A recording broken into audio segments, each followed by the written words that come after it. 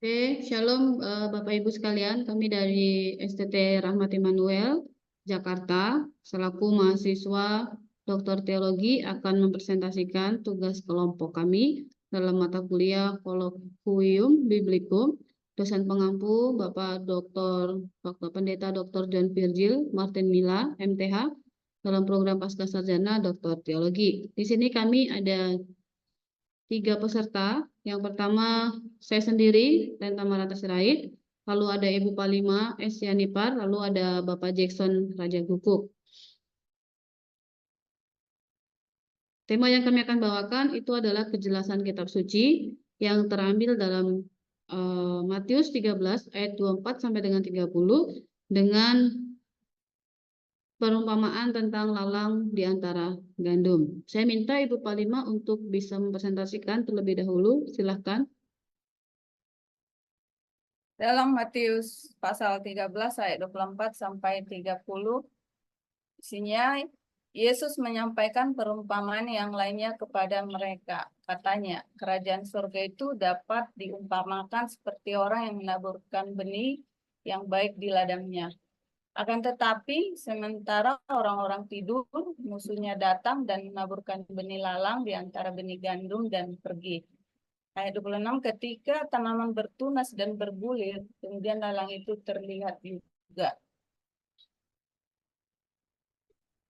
Ayat 27, maka hamba-hamba dari pemilik ladang itu datang dan bertanya kepadanya, Tuan, bukankah engkau menabur benih yang baik di ladangmu? Lalu, dari manakah datangnya lalang itu? Ayat 28, ia berkata kepada mereka, seorang musuh telah melakukannya. Lalu, hamba-hamba itu berkata kepadanya, apakah engkau mau kami pergi dan mengumpulkannya?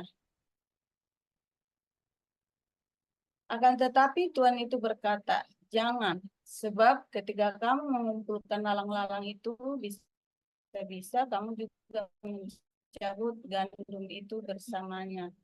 Biarlah keduanya tumbuh bersama sampai musim panen. Dan pada waktu panen, aku akan berkata kepada para penabur, pertama-tama kumpulkanlah lalang-lalang itu dan ikatlah dalam berkas-berkas untuk dibakar. Namun kumpulkanlah gandumnya ke dalam lumbungku.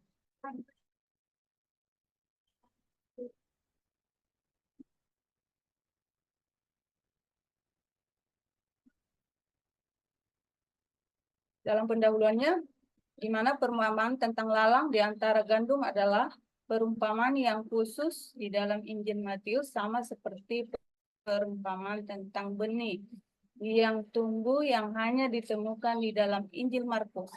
Kata wits atau lalang bukan merupakan terjemahan yang tepat dari bahasa aslinya, bahasa Yunani Jijania, yang berarti lalang yang mengganggu di ladang gandum yang mirip dengan gandum.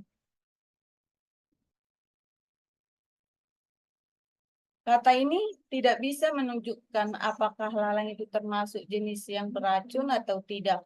Apapun jenisnya, tanaman ini sangat mirip dengan gandum dan hanya tumbuh di ladang yang ditanami. Sebenarnya lalang dapat merusak tanaman gandum. Lalang dapat dibandingkan dengan oat atau sejenis gandum liar yang tumbuh liar di ladang gandum di Amerika Utara dan sulit dibasmi.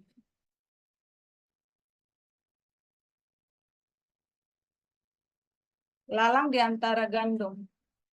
Perumpamaan ini menceritakan tentang seorang yang menaburkan benih gandum yang baik di ladangnya. Dikisahkan bahwa ketika semua orang tidur, musuhnya datang lalu menaburkan benih lalang di antara benih gandum itu, lalu pergi. Kedua tanaman itu bertumbuh bersama. Lalu hamba penabur tersebut menanyakan asal benih lalang tersebut yang dijawab oleh tuannya bahwa benih lalang tersebut ditabur oleh musuhnya. Hamba-hambanya lalu mengusulkan untuk mencabuti lalang tersebut, namun tidak diizinkan karena sang tuan tidak mau benih gandum yang baik ikut tercabut bersama-sama dengan lalang tersebut. Sang tuan lalu berkata bahwa Lebih baik mereka dibiarkan tumbuh bersama hingga masa penuaian, di mana keduanya dapat dipisahkan. Lalang akan diikat lalu dibakar, gandum akan dikumpulkan di dalam lumbung.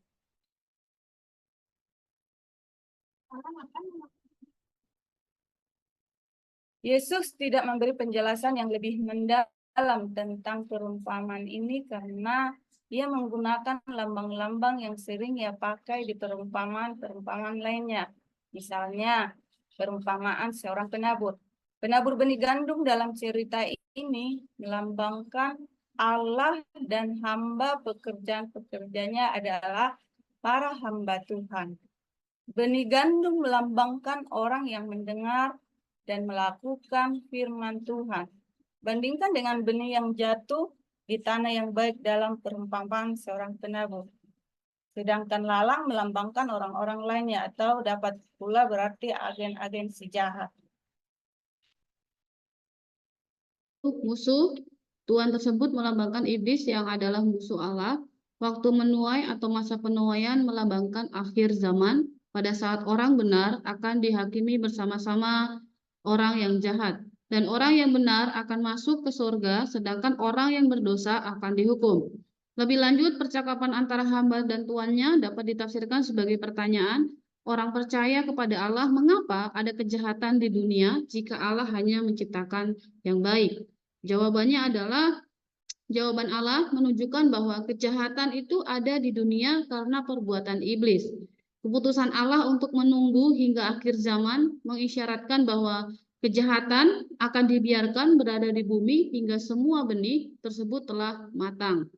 Ini adalah salah satu lambang dan makna ya, penabur itu adalah Allah, menabur itu menciptakan, benih gandum orang yang benar, ladang dimaknakan sebagai dunia, musuh dia dimaknakan sebagai iblis, benih lalang orang yang tidak mau bertobat, hamba ini adalah hamba Tuhan atau pelayan Tuhan, mencabut itu adalah mengadili, waktu menuai itu adalah akhir zaman, dibakar itu adalah dihukum ke dalam neraka, dikumpulkan ke dalam lumbung, itu adalah masuk ke dalam kerajaan surga.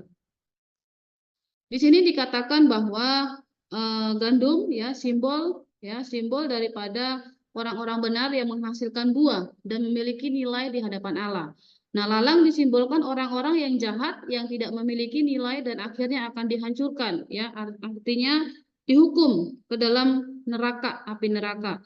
Tuan ladang disimbolkan Allah atau Yesus yang berkuasa penuh atas ladangnya, yaitu dunia. Musuh ini adalah simbol daripada iblis yang selalu berusaha merusak daripada karya Allah itu sendiri. Nah, ini salah satu gambaran ya. Kiri ini adalah tumbuhan lalang ya, Lolium temulentum, dan sebelah kanan ini adalah tumbuhan gandum Triticum aestivum. Jadi kedua tumbuhan ini mempunyai habitat yang sama di seluruh dunia dan sangat mirip pada masa awal pertumbuhannya, sehingga oleh Tuhan Yesus Kristus dipakai dalam perumpamaan lalang dan gandum. Kajiannya adalah perumpamaan lalang dan gandum ini adalah salah satu perumpamaan Yesus yang dicatat dalam Injil Matius yang tadi sudah dibacakan oleh Ibu Palima, dan penjelasannya dalam Matius 13 ayat 36 sampai dengan 43. Jadi perumpamaan ini mengandung ajaran tentang kerajaan Allah dan bagaimana kebaikan dan kejahatan dalam dunia sampai akhir zaman. Nah, isi dari perumpamaan yaitu dalam perumpamaan ini Yesus menggambarkan seorang tuan yang menabur benih gandum yang baik di ladangnya. Namun ketika orang-orang tidur, musuhnya datang dan menabur benih lalang di antara gandum. Pada waktu panen, lalang akan dikumpulkan dan dibakar, sementara gandum akan dikumpulkan ke dalam lumbung. Ketika gandum mulai tumbuh dan berbulir, lalang juga muncul. Jadi para hamba Tuhan itu bertanya apakah mereka harus mencabut lalang itu, tetapi Tuhan itu menjawab bahwa mereka harus membiarkan keduanya tumbuh bersama sampai pada waktu panen, baru bisa dipisahkan. Itu perumpamaan lalang dan gandum yang terdapat dalam Matius ya.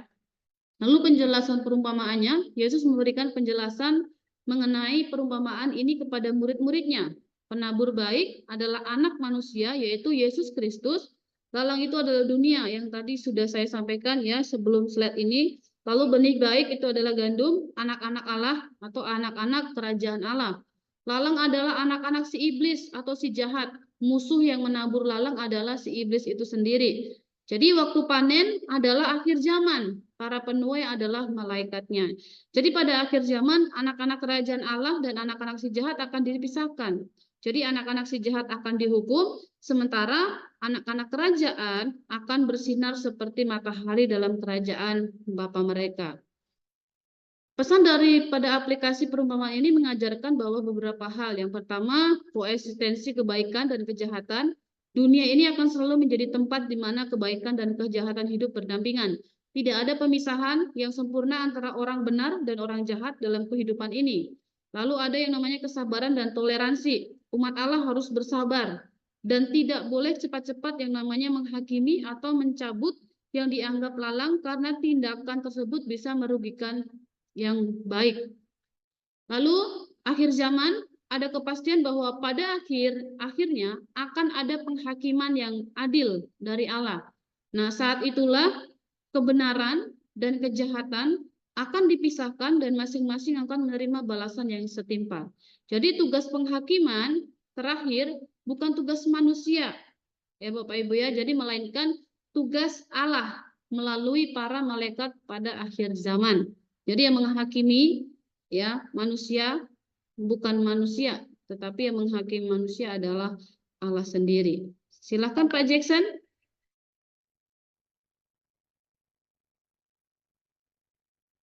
Ya, baik, dari kesimpulannya didapat perumpamaan lalang dan gandum mengajarkan bahwa meskipun kejahatan ada di dunia, Allah mengendalikan semuanya dan pada waktunya akan melakukan penghakiman yang adil. Umatnya dipanggil untuk hidup dengan sabar dan tetap setia menantikan kedatangan kerajaan Allah yang sempurna. Jadi bahwa sebenarnya Tuhan Yesus menyampaikan perumpamaan ini kepada manusia. Jadi bagi mereka yang memahami firman Tuhan, artinya orang yang percaya kepada Tuhan. Lalu yang kedua, bahwa bertumbuh bersama antara gandum dengan lalang.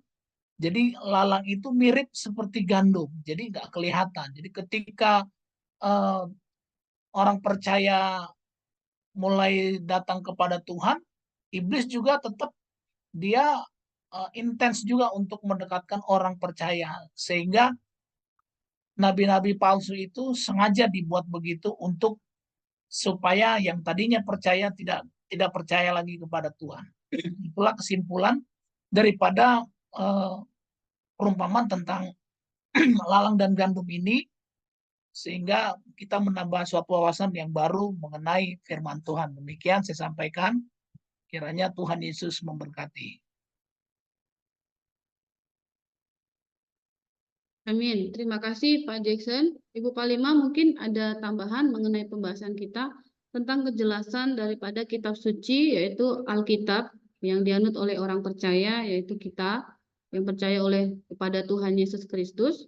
Bahwa di sini dikatakan, tadi Pak Jackson sudah menyampaikan ya, mana yang jahat, mana yang buruk, nanti pada akhirnya akan dipisahkan, gitu ya.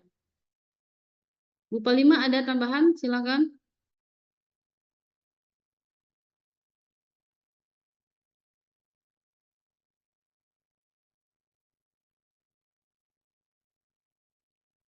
Silakan Ibu, jika ada tambahan.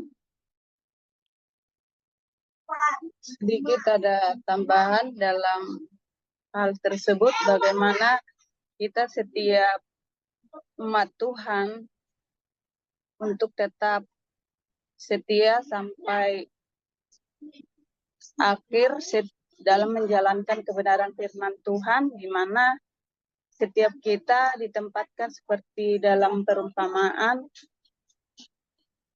di ilalang, di bebatuan, seperti itu.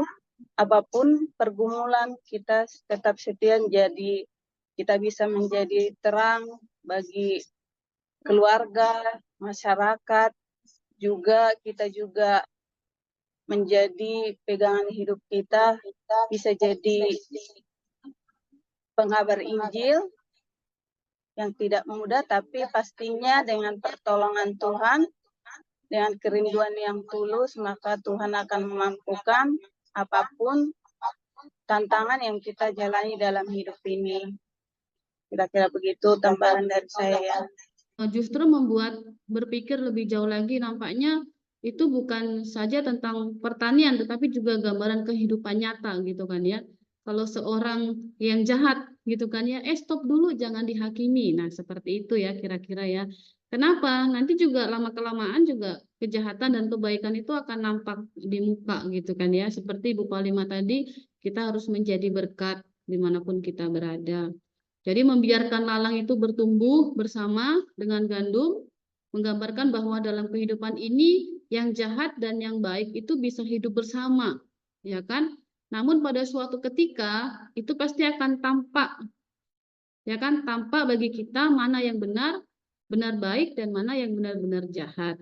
Baik seperti itu. Jadi pribadi saya dengan perumpamaan ini, Tuhan Yesus meminta kita agar tidak terlalu mempusingkan diri kita dengan hal-hal yang jahat, karena justru akan menghalangi dan mengurangi konsentrasi kita untuk berbuat baik dalam kehidupan sehari-hari kita. Kalau kita memandang kejahatan yang ada di sekeliling kita. Itu dari saya, Pak Jackson. Silahkan. Ya, bahwa tumbuh bersama ketika nanti sudah menghasilkan buah yang baik, baru terpisah dia. Ya, artinya bahwa semua itu kan proses, jadi terpisah antara lalang dan gandum. Sehingga nanti bahwa Tuhan Yesus senang menggunakan ini, memang salah satu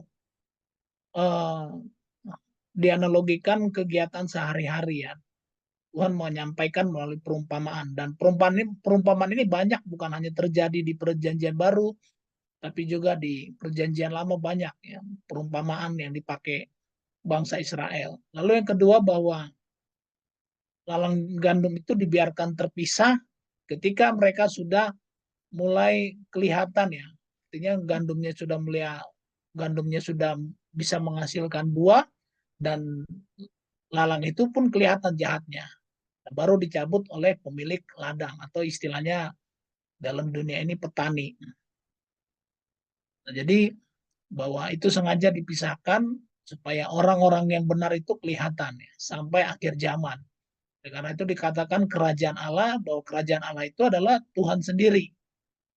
Gunakan bahasa kerajaan Allah, atau juga kerajaan surga Tuhan sendiri yang menyampaikan bahwa dialah sebenarnya kerajaan itu sendiri. Itu saja dari saya. Ya, jadi kita harus tetap fokus ya Pak ya. Mungkin yang melihat video kita juga ini, melalui perumpamaan ini kita belajar bahwa Tuhan itu mengajarkan suatu sikap dalam menjalani kehidupan kita gitu kan ya. Kalau kita realisasikan dalam dunia ini, jadi sikap kita itu harus bersabar dan tekun, harus terus berjuang, ya kan? Ibarat gandum yang ditaburkan Tuhan di ladangnya. Kita ditaburkan Tuhan di dunia ini ya, diciptakan, dilahirkan Tuhan, diizinkan. Jadi kita diminta berfokus pada yang namanya pertumbuhan kerohanian kita. Kebaikan di dunia ini agar bisa menghasilkan yang namanya buah yang melimpah saat musim menuai tiba. Artinya yang sudah disampaikan oleh Pak Jackson juga, pada akhirnya nanti akan kelihatan ya kan hasilnya. Pada akhirnya kita memperoleh yang namanya kerajaan surga atau kerajaan Allah yang Tuhan sudah janjikan kepada kita semuanya. Terima kasih. Bu Palima, mungkin ada yang mau disampaikan. Pak John Virgil yang sudah membimbing kami dalam mata kuliah Colloquium Biblicum yang sudah diampu oleh Pak Dr. John Virgil Martin Milla. Kami berterima kasih dan doa kami sehat selalu dan tetap dalam berkat Tuhan Yesus Kristus. Silakan Pak Jackson bisa berdoa untuk STTRM dan Bapak dosen kita. Ya, baik, terima kasih Pak Dr. John Virgil yang telah memberikan materi kepada kami sehingga menambah wawasan kami mengenai firman Tuhan dan juga menambah pengetahuan dan kebenaran. Mari kita berdoa, kita tutup. Bapa yang baik, kami bersyukur di saat malam hari ini atas segala kebaikan dan kemurahan Tuhan, atas segala pertolongan Tuhan, di mana Tuhan masih memberikan kami satu napas kehidupan.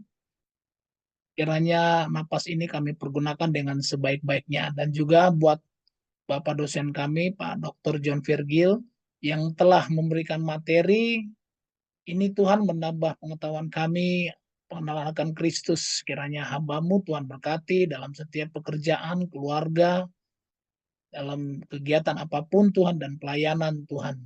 Tuhan berikan sukacita, hamba-Mu Tuhan pulihkan dari segala penyakit. Kiranya Tuhan Yesus Tuhan pakai Tuhan. Dan juga kami bersama dengan kami, Ibu Palima bersama Ibu Renta. Kiranya Tuhan Yesus, kami akan berpisah. Biarlah semuanya ini Tuhan mengenai topik yang kami sampaikan menjadi berkat bagi yang setiap orang mendengar. Sehingga setiap yang mengerti mengenai perumpamaan ini mendapatkan satu hal yang baru mengenai Kristus. Terpujilah Engkau Bapa, hanya di dalam nama Tuhan Yesus kami sudah berdoa. Haleluya. Amin. Amin.